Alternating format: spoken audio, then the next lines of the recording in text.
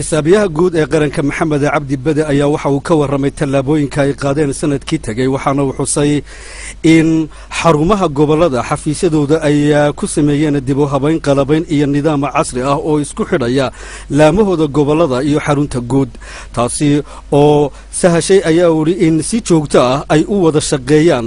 xisaabiyaha guud isagoo hadalkiisa sii wata waxa uu sheegay in si loo helo shaqo tayo leh ay hirgeliyeen barnaamijyo kor loogu qaadayo tayada aqooneed ee shaqaalaha kuwaas oo isugu jiray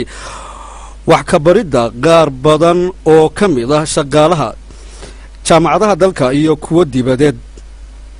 xisaabiyaha guud waxa uu tilmaamay sida aanay waxba ugu baaqan xafiiska xisaabaadka guud dakhliga kharashada dalku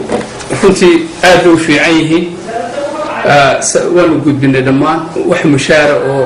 December oo xafiiskan uu haya ma jiro dhammaan uu wada bixiyay xagga kharashada markaas ay artay iyagana maanta waxaan si wanaaga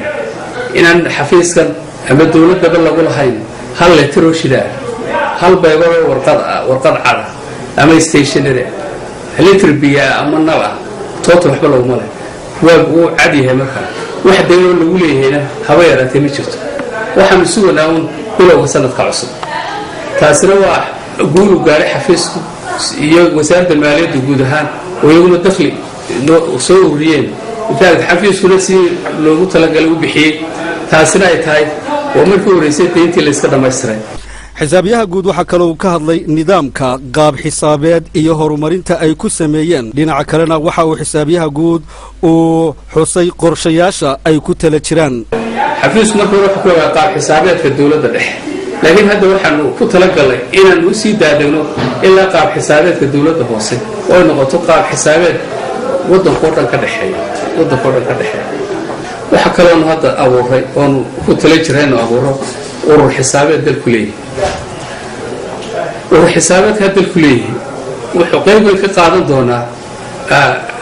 sidii adduunku ugu soo jeesan lahaa maamul wanaaga qaab xisaabeedka dalku yeelan doono